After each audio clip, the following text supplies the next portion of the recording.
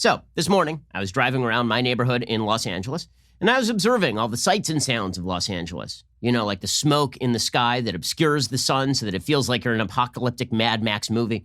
You know, the sights of homeless people going through your garbage can, like directly in front of your home. And then a few blocks later, homeless people pissing onto the sidewalks. And the sights and sounds of LA, the things that make LA really, really tremendous. But there's one thing that juxtaposed with all of these things reminds you why LA is such a great city, and that is the lawn signs. See, there is this thing that's happened in LA, probably over the last few years, where people feel the necessity to put out a signal of their own virtue and wonderfulness. It is a symbol of their own dissociation from their evil, terrible, benighted fellow Americans. It's basically like Passover for the social justice warriors, where if you put out this lawn sign on your lawn, then everybody is supposed to pass right over you because you are one of the virtuous. It's like blood on the lintel during Passover. You're supposed to, the gods of social justice wokeness will pass right over your home and move right on to the next home because you have been touched by the hand of tolerance. There's this lawn sign, again, I don't know if it's in other cities. In LA, it is extremely, extremely common. I would say that probably every suburban block in LA has 3 or 4 of these on lawns everywhere. And these are not kind of normal political signs that just say which political candidate you support. They are semantically overloaded virtue signaling signs. And what they are truly designed to do is, of course, suggest that you are better than other people. You're better than other people because they are filled with tautologies that don't mean anything unless you're in on the coding, unless you're in on the semantic coding. Now, to remind everybody, semantic overload is a term that means that sometimes a tautology or a term doesn't necessarily mean what it says it means. It can carry a bunch of different meanings. A perfect example of this is, of course, the phrase Black Lives Matter, which can mean 3 separate things. It can mean 1, the inarguable proposition that black people matter and should matter. 2, the proposition that America is systemically racist and that a huge swath of Americans don't believe Black Lives Matter. And 3, the Black Lives Matter organization, a neo-Marxist, horrible organization seeking to overturn all institutions in the United States. So that's what this sign is filled with. And it is put on lawns by white, rich, suburban people, generally, who have decided it's really important to signal to their neighbors what their feelings are. We know that these people are virtuous because they've put this sign on their lawn. And this all ties into what we are seeing in our political cycle today, right? The firm insistence by the media and by Democrats that only Democrats believe in science. But this is all part of a broader rubric, which is we are more virtuous than you. We offer no solutions. We offer no policy prescriptions. In fact, there's no reason for us to do so because we cannot have conversations with people who do not believe the following semantically overloaded tautological statements. We can't even have a conversation with you because you don't believe what we believe. You're not even operating in the same universe that we are operating. See, here's the thing. When you discuss solutions, when you discuss policies, sometimes you can find common ground. But if you never discuss solutions and you never discuss policies, and what you really are attempting to do is cudgel people with slogans that mean a lot more than you are saying they mean, when you are playing this Mott and Bailey game, where you put out the most generic sounding term, but what you actually mean is something that is extremely loaded, then what you're really trying to do is divide people. So this lawn sign is not attempting to unify anybody. The lawn sign is deliberately attempting to divide people and to give yourself a pat on the back because you put up a lawn sign. Sure, you may not have given charity to any of the causes you supposedly support. Sure, you may not even have thought through any of these slogans, but you got the lawn sign, and that's all that matters. So here's what this lawn sign says. That, again, is extremely common in LA. You can buy it on Amazon for like $17.99 because capitalism always wins. From signsofjustice.com, this is where this sign has come from. We believe, and it's all in rainbow colors, of course, Black Lives Matter. Now, again, semantically overloaded, right? Usually it says, in this house, we believe Black Lives Matter.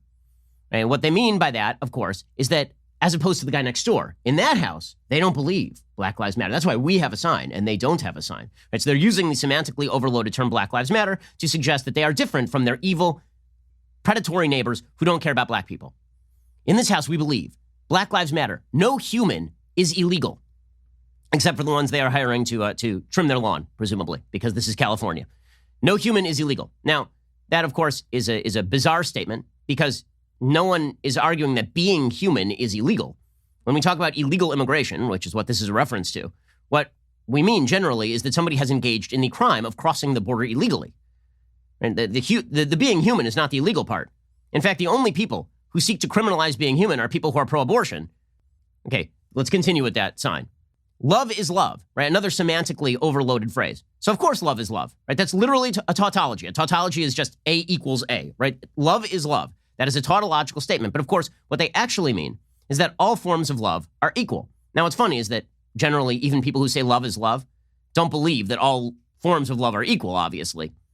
I mean, they actually have moral standards as well, thank God, right? They don't believe that homosexuality is on par with bestiality, which it isn't. They don't believe that homosexuality is on par with incest, which it isn't. Right? So even people who say love is love don't actually believe that all love is equal to all love, because that would be a ridiculous statement. What they actually mean is that they are just pro same-sex marriage, but they have decided that if you don't believe that same-sex marriage and heterosexual marriage are obviously of the same political impact or import, or you don't believe that they're on the same moral level, then this means that you don't believe that love is love, right? You don't believe in the tautological statement because you've drawn a standard.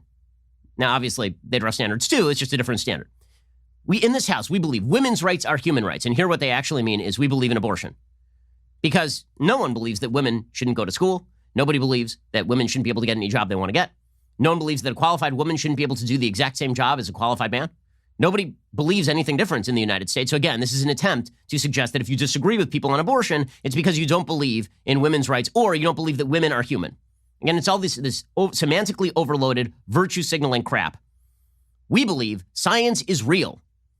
Okay, science is real. This is the big one for today's show and for today's news cycle. Because the Democrats have decided that they are going to campaign on the slogan, science is real.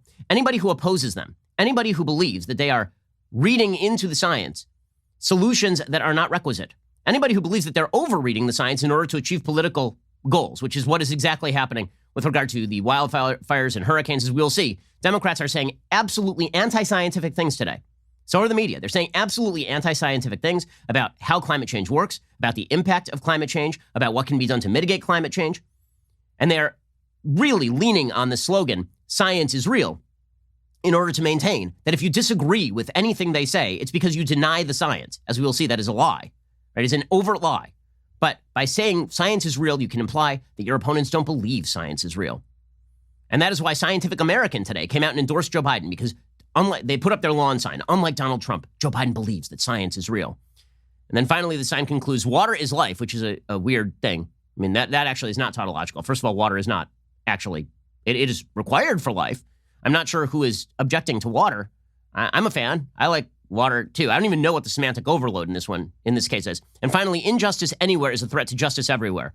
Unless, of course, you are an individual and you cross the social justice warrior lines, in which case you are to be judged by group affiliation. Right? Now, the goal of the sign, obviously, is to elevate you to a higher moral plane than your neighbors. That is the goal of the sign. And this has become the Democratic Party slogan. I mean, basically, you don't need a platform anymore. You just need the sign, because there are no solutions offered. There are no policy prescriptions offered. Nothing is offered here other than an unearned sense of moral superiority based on your denigrating feelings about your neighbors, copied and pasted into this bizarre little sign that makes you a better person because you put it on your front lawn. And that's LA.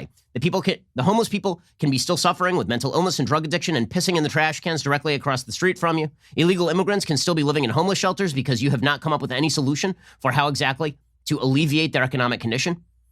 The city of LA can be falling into complete and utter disrepair. Wildfires can be plaguing the state of California, but so long as you have the sign, you have participated in the solution. This is the Democratic Party slogan.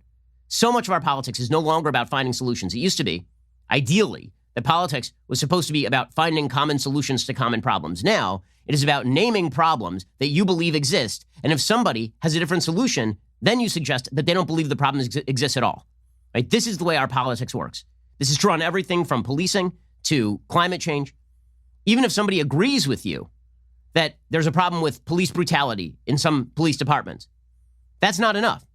Because if they disagree with your solution, which is to dismantle the police, that means they don't actually understand the problem. Okay, that political sign is pretty much how our politics works. And so I have decided that I want to put up this sign in my front yard. In this house, we believe if you put up a lawn sign filled with semantically overloaded virtue signaling tautologies, you are an obnoxious ass. That is the lawn sign I think belongs on everybody's front lawn. Because, frankly, if you decide that it is very important to you to feel good about yourself by putting that lawn sign on your lawn, then I think people should have nothing to do with you, frankly. I think it makes you, just by definition, incredibly, incredibly obnoxious.